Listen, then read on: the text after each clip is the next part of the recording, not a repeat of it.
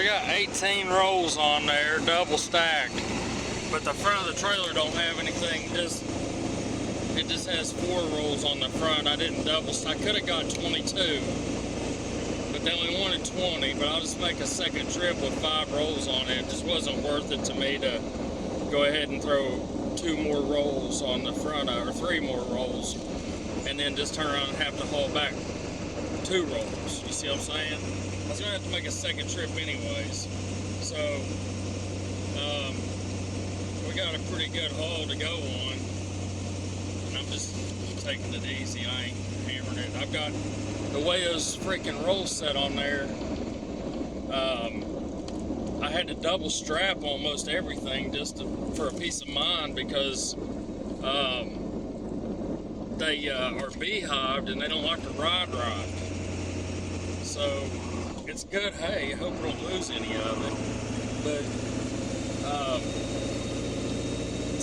that's the bad thing about rolling with 2 different rollers. You know, you've got basically 2 different sizes of rolls. You got big and small. You got 4x5s and 5x5s, and it throws everything off. There's 2 5x5s on there, and then the rest of it's 4x5s. But when I put them on there, I put both of the big ones side by side. No, I didn't. Yeah, side by side, but not across from each other. And so it threw off the whole stack, and I was loading on the side of the road. The yard's all messed up going into the barn lot. I mean, it is just a swamp. And so instead of moving it all around again, I spent an hour loading it, trying to get it to sit right. What I should have just done was unload it and then reload it. That's what I should have done, but I didn't. So anyways, I think it's on there good enough to make this journey. It's 45 minutes down here. But I hauled 10 rolls this morning to the big driveway. I'll post that video soon.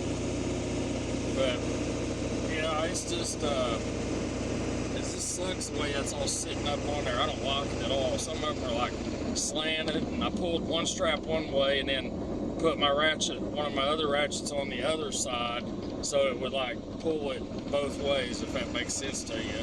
Because whatever you put your ratchet side on, it's going to pull the load that way. It doesn't matter if it's steel or rolls of hay or equipment, whatever. So yeah, I'll put one on one side and one on the other.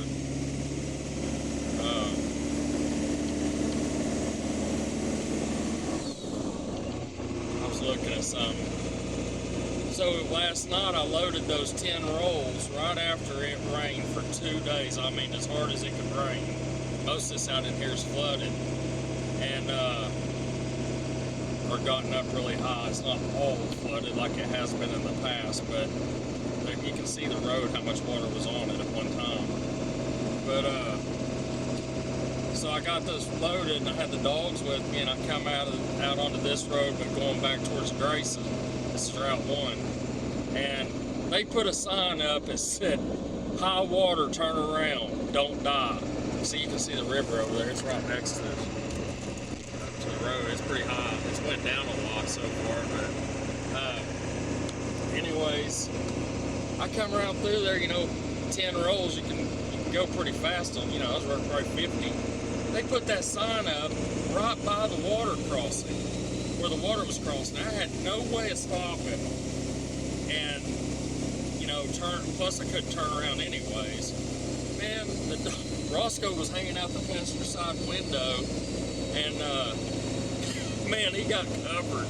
It went all over the place. We just forged right through it, but everybody else was turning around and going the other way. It was probably 3 foot, 2.5, 3 foot deep.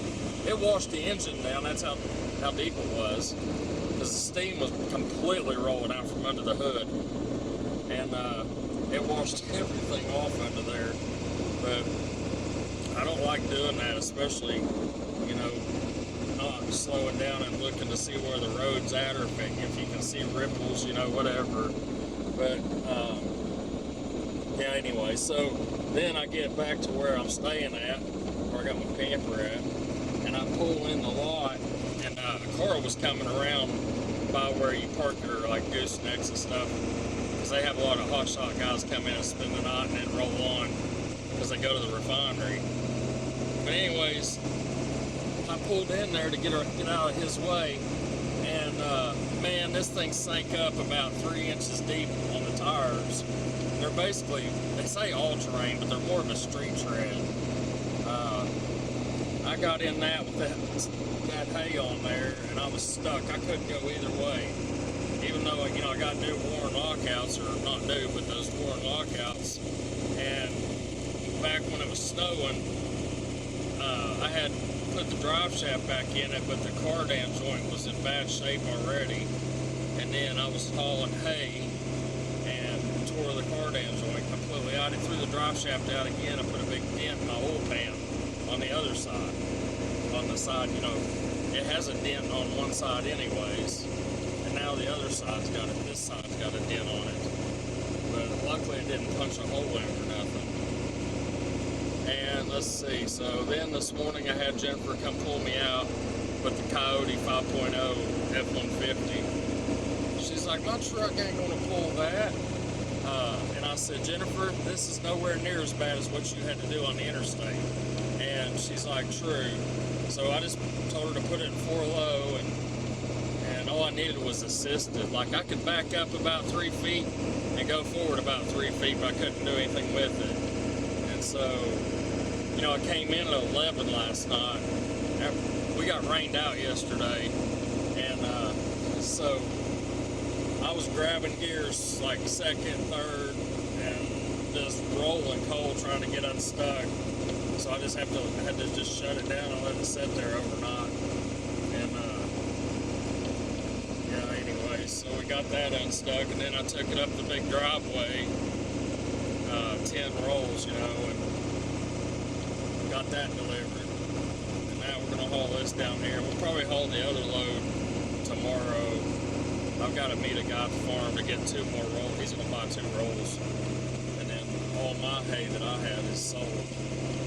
So, I don't know if it'll be, I can't remember if I told you about it in the other video or not, but, so, when I first got this truck, whoever took the fuel tank apart, they had the, you know, the floats for your fuel, like your fuel gauge. I guess when they stuck it down in there, they thought that it would just flop out once they got it below the ring, and that's not how it works. You have to go in at an angle and then set it down in there. It won't unfold. It'll actually stay up, and your fuel gauge won't work. For a long time, the gauge didn't work. And so I ran out of diesel a lot, man, when I first got this truck. I bet it was like 3 or 4 times. And it's a buddy of mine. And so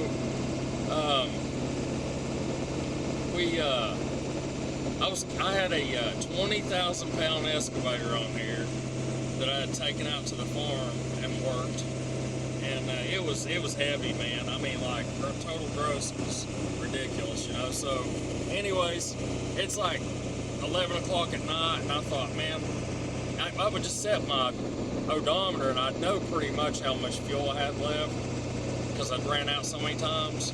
But where I was pulling that hoe on the interstate, man, it sucked it dry, and I made it like 5 miles from 3 or 4 or 5 miles from Flying J, the truck stop.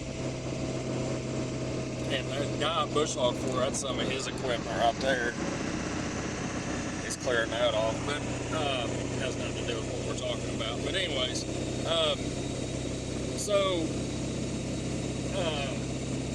here I am on the side of the interstate, hardly any traffic out, and I called Jennifer, and I didn't have a gas can on the truck or a fuel can, and she didn't either. So I said, just come out here. I got a chain. Let's hook this chain on there, and you pull me to Flying J. And she didn't know I had that excavator on there, so she shows up, and she's like, there's no way my truck's going to pull that. And I'm like, it's fine. Listen, you're not even going to strain the engine. We're going to put you in 4-low on the blacktop, and you're going to go so slow it's not going to hurt nothing anyway. It's just not even that far, you know. And anyways, we hooked that chain up. She was a nervous wreck, and I said, all you gotta do is just pull me, and when I flash my lights, you don't need to have to do any braking. I'll do most of the braking. And just try to keep the chain tight. If you hear it hitting the ground, give it a little bit of gas so you can tighten that chain up. She said, okay. So here we go, you know, and she pulled me with her Coyote 5.0 uphill on the interstate, a big long uphill. We get off the interstate and come downhill on the ramp, and we get to the bottom of the ramp, and you got to go right, and it's a long grade, and then you turn, and then you go on up another hill that's part of the truck stop, and it's pretty steep. I mean, they get a lot of low boys hung up there because there's a dip in the road. So they put a new route in. You go on up past that truck stop, you can turn in up past the light and come in, and it's flat. But anyways, they didn't have that then, so we went the way I told her to go. And she said it was barking the tires when she started up that hill in 4 low. But it looked like it was going to pull the truck in half. But she pulled me up there, and then, you know, of course, I got diesel and we was on our way. But I thought it was pretty funny that she was concerned about pulling me out of the mud last night. She was on dry gravel, and she had no issues at all. But that truck's got some power, but it's horrible on gas, man. The Cali converters are stopped up. I need to take them off and give them the workover, the Republican workover, you know, the MAGA workover. But yeah, anyways, that was a rough shift. This pulling is pretty good, but of course we are on flat ground pretty much. Yeah, we'll get this down here. I've already been paid for this load. I got paid a couple weeks ago on this load, so it sucks when you're hauling something, you know, you're not getting paid for it at the time. You know what I'm saying? Like, I had to have the money to hold it, and also I needed the money at the time because I was off work all winter. So I applied for bush hogging with that company, and anyways, they found out I could run an excavator, so they called me and said, we'll put you to work for a couple weeks or a month before you go until the bush hogging starts up. So this week I'd say that'll be where I head to, is to start bush hogging right-of-ways and gas lines. But don't freak out and think and click unsubscribe or something. Make sure you stay a subscriber, because we'll have, I'll get some more videos out. We got to get this thing in the shop, get the work done to it, so we can start hauling over the road.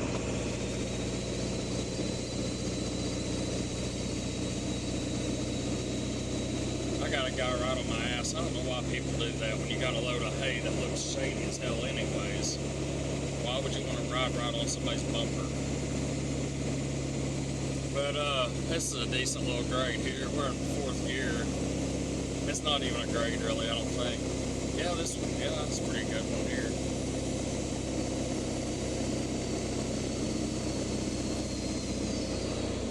Got the trailer brakes working good now. But yeah, that's about all that was. But anyways, yeah, so it's just a temporary job so I can get some money built up and get this thing worked on and get some GoPros and get some stuff going on money-wise, get ahead, and then come summertime probably springtime we'll be hauling. This thing's going to go in a shop here in about a week. I got to order some more parts and then take it to him and have him do it. He deleted my buddy's truck. I'm not going to tell him his name, but he does our heavy equipment and stuff also. A lot of people's equipment around here. I know they're supposed to be changing that law where you can now, sell and delete your vehicles without being fined for it. Either way, they don't say nothing until you hear in Eastern Kentucky about it. You do what you want to do. I've never heard of somebody getting a ticket for having a deleted truck. When I first got that white truck, because 6.0s don't really smoke a lot, even when they're turned up, you know, high. They don't really roll coal a lot. I got pulled over, I bet 4 times from getting on it, and it just rolling coal. And one of them turned around, and then he just followed me for a little while. I wasn't like speeding, I just got on it and it rolled coal. Of course, it's loud anyways, like this one. And then I just was going to speed limit, and he followed me, and he got up beside me, and he had this pissed off look, like, I'm gonna get you one of these days. But and then I ran across that same officer later on. He did the same thing, but he turned his blues on, and then he turned them off when he was in the median. So it was just like, it was funny, because I guess they, at first, you know, now there's so many diesel trucks rolling coal that if they dipped everybody's tank, that's all they'd be doing. You know, or worried about you speeding or whatever. But I don't know if you ride dirt bikes or off-road or used to when you was a kid or anything, but you know, I watched Supercross. I grew up riding dirt bikes and ATVs and racing, me and my brother and some of my buddies. And I was more into racing four-wheelers, but look at that old cool truck right there. Look at that. Man, I'd love to have that, put a 7.3 in that. He wants $8,000 for it. But it's not real rusted out or anything. The inside of it ain't. I've looked at it. But anyways, back to the dirt bike thing. So Kawasaki and Yamaha both are coming out with 2-stroke engines again, but they're going to be fuel injected. And I think what's going to happen, like I said, I watch a lot of Supercross and motocross, and I think they're pushing for downsizing back to like the 250s or maybe a 350cc, because the 450s are so dangerous, and even the 250s, there's a lot of people been really injured from the power those bikes have. And, you know, and also Supercross now has got some massive jumps, really big jumps, but the outdoors, you know, and some of those straightaways, they're hitting 60 plus miles an hour. And if you've ever rode one of those new 450s, they're absolutely terrifying. You know, I've had crotch rockets and fast cars, and I've never gotten off of a crotch rocket and be like tremoring all over. I mean, I rode a new 450, KX 450F, or R, and that thing was, it wanted to come out from under me, and I'm a pretty big guy, you know, I weigh probably 230, and it had a pro circuit exhaust on it and stuff, and it was absolutely just wicked fast.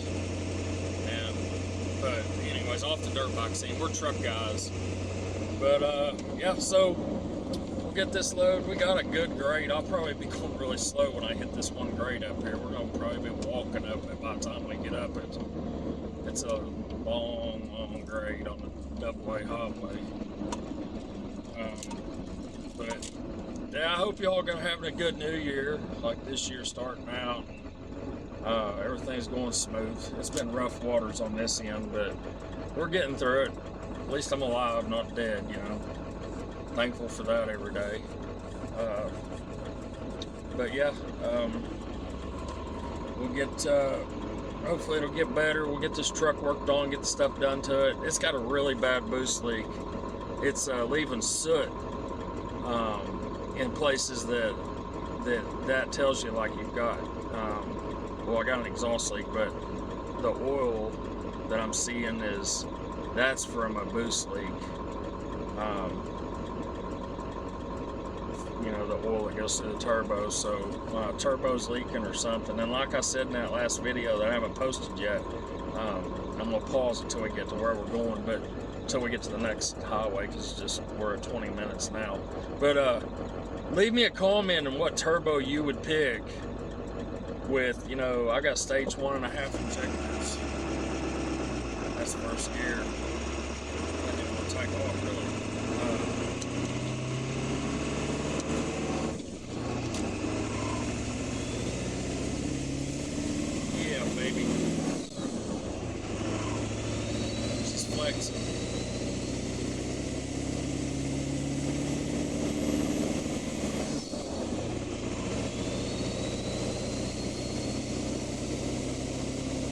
that good old truck. Old Black Betty. But yeah, so with stage 1.5 injectors and motor work done and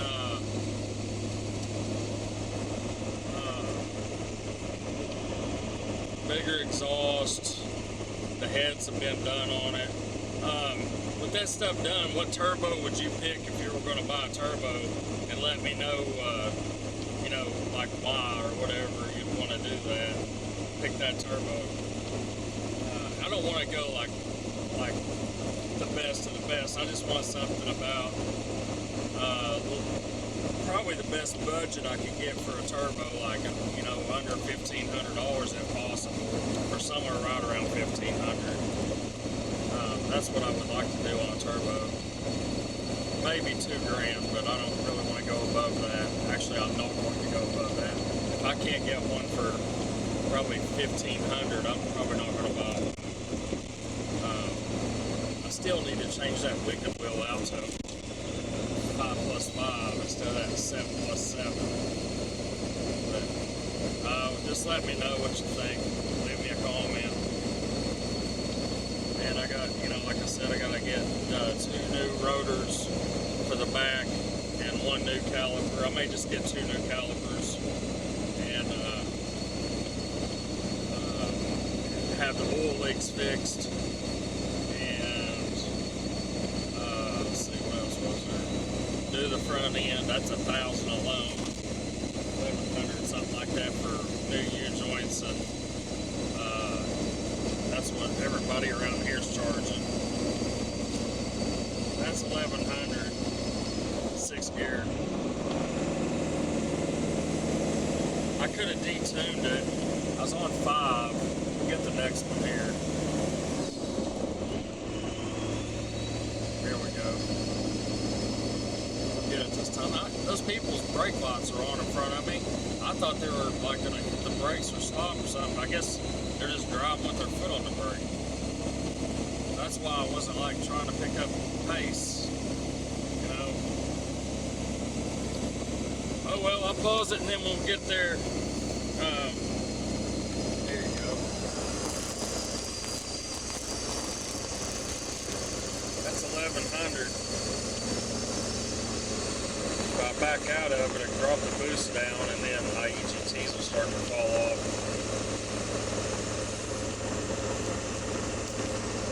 Let's see if I can zoom it in. There we go.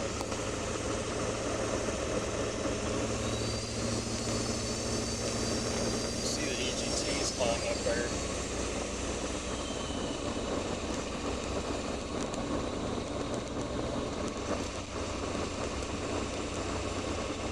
Oh, sorry about the view there. I was trying to figure out where I'm supposed to turn at down here. I might have already missed my turn. I need to get a camera mount for out there so I can watch what I'm doing.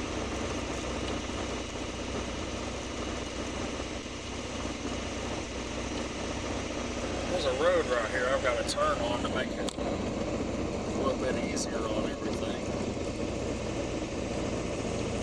I think it's right. I don't want to go up the wrong one. Critical mistake if I do.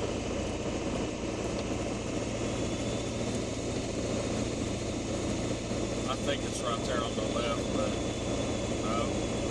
Oh, it is up here. Okay.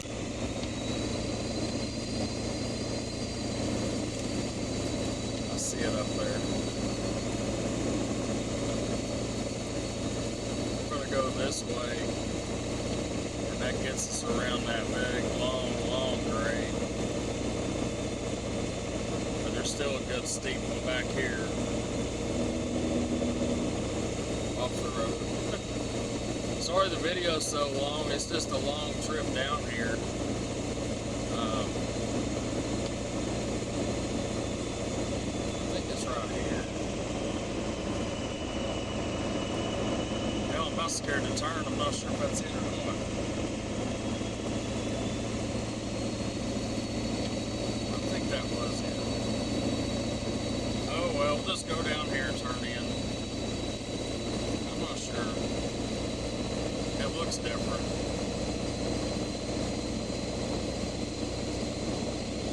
I've been running some big excavators though. So yesterday, I was rained out yesterday, it's Friday. So Wednesday, I got to run a Case 350, and then I also got to run a Deere 350. Big machines. Big machines. I went across a really sketchy bridge though. Man, I was worried I was going to fall through it. They even told me, it's like, we haven't had that big machine across it, so go as slow as possible. And, you know, walking a machine that big, like, you can go really slow, but, man, it got a wave in it, that bridge did. And I was like, I was scared to death. I was like, oh my God, we're going to fall through this thing. It was about an 8-foot drop. It'd definitely be a broken back issue if we fell through something like that.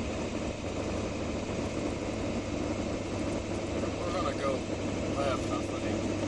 Alright, let's just go down to the double A, pull the hill, and be done with it. We'll go out that back road and run across somebody in that curvy road. We'll be in the ditch, and it'll be a mess. So, yeah, we'll just go down here and hit the hill. Yeah, we're at 26 minutes. Sorry about that. You can fast forward through it if you want, whatever. I'll hit the road we're going up is really narrow, like really narrow. And getting turned. I almost fell I almost fell off the road up there last time. It was snowing. It had snowed, you know, and then that day that I come up here to see where it was at and pick the money up, I wanted to see what it was like down here. And anyways, wait, all my snacks. I was backing out of this guy's driveway and the front end started sliding and I felt it start going over, so I just floored it. And the back tires finally got to the blacktop and was squalling the tires, and the front end was trying to fall in that ravine. It would have been really bad. They told me, they said, we got 2 big tractors, we'd have got you out. Probably done some damage to the truck though. I'm gonna take off in low gear.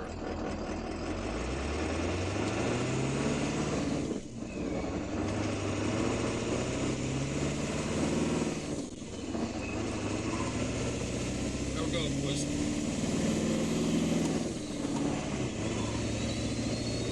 That's 4 on a tuner.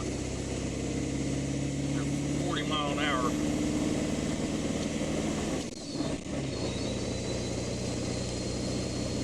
And we're already heading the hill. That's 1100 at 45 miles an hour. Come on, baby. 1150. She falls back down a little bit. 1100. 20 pounds of boost. 50 mile an hour. You gotta, that's 1100, but going 55 at 6. But I'm still at 1200, no, 1150. 60 mile an hour, 15 pounds of boost.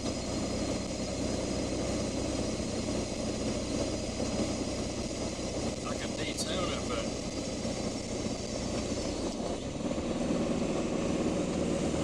there we go.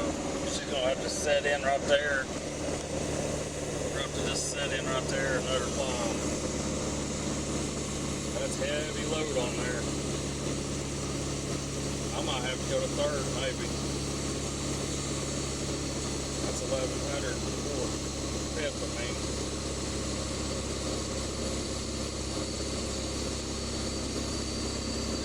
She's pulling hard.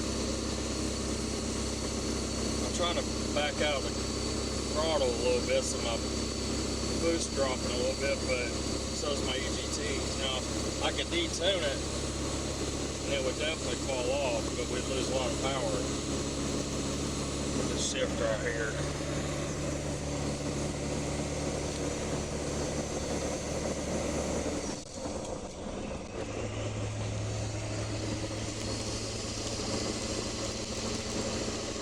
that's a hard pull.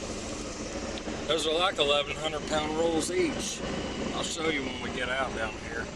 I'll just leave the video on and you can see where we're getting ready to go.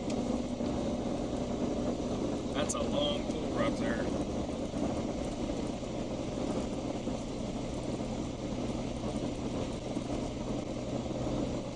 Oh shit, I think I'm supposed to turn right here. No, at the bottom of the hill. I was like, oh boy. Thanks for all my viewers and subscribers. We went above 180. It's 45 degrees out. We're right above 180 right now. Oh, and so now I know why my fan keeps coming on when I'm pulling hard. Behind my radiator down in there is absolutely caked with hayseed and dust and all kinds of junk. I'm gonna have to take that apart before warm weather gets here and clean it out really good. May even take it. My intercooler doesn't look very good either. It was all caked up too. We're gonna have to pull that apart and clean all that. I mean, it's really bad. There's bugs, and there's really only about 3 rows that aren't, that when I stick a hose down in there to it, I can get water to come through it. So it's really caked up. I don't know exactly what I'm gonna use. I might try to use a coil cleaner and do that. I think this is right. Yeah, this is it. So, you know, by the farm, we have a covered bridge. There's 3 of those in this area. Here's the other one down here. They got a really good deal on this hay, though. I screwed up when I priced it to them. Well, here's what happened. One of the guys his father-in-law is the one buying this hay. His father-in-law, or the guy that, his son-in-law, the one who asked me about the hay, he's the engineer for the fab shop that I haul for. So, anyways, I asked Brandon, who owns the fab shop, I said, you know, are they like poor, or they got money, or what? And he's like, man, they're barely making it, from what I've been told. His father-in-law him. So, I was like, well, I'll give him a deal on it then. I know what it's like to not have money and try to be, you know, you're starving, you're trying to feed your livestock, whatever. So I thought, well, I'm going to sell them the stuff that's rough looking. The strings are broke, and, you know, the belts got tore up on the baler from the sprouts and all that. So I charged them $40 a roll.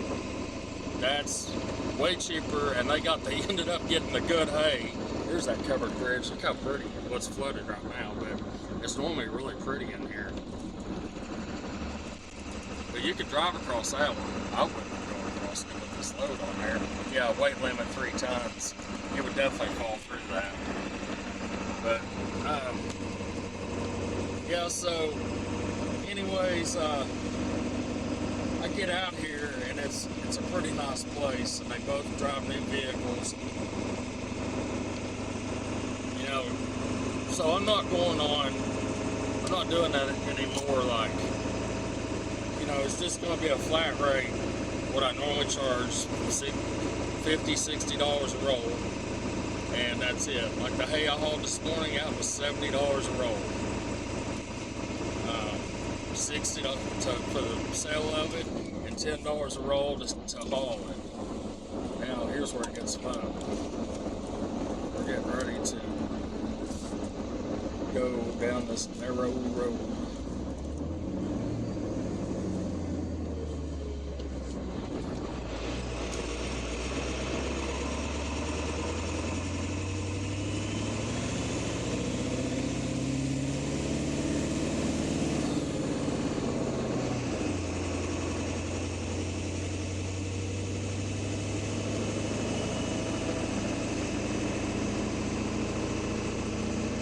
But yeah, anyways, I helped them out. That was my good deed for that deal on the hay.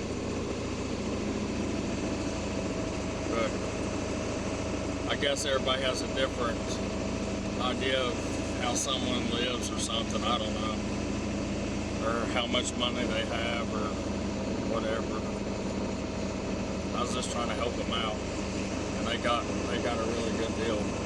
A really good deal. Some of it has vetch in it, like right here on this corner. See that stuff waving in the mirror? That's that vetch, which is that long stringy crap. I can't remember what he told me to do here. I can't remember if he told me to come in. Here he comes. Let me pause. Well, I'll just leave it on. I can't remember what he told me he wanted me to do.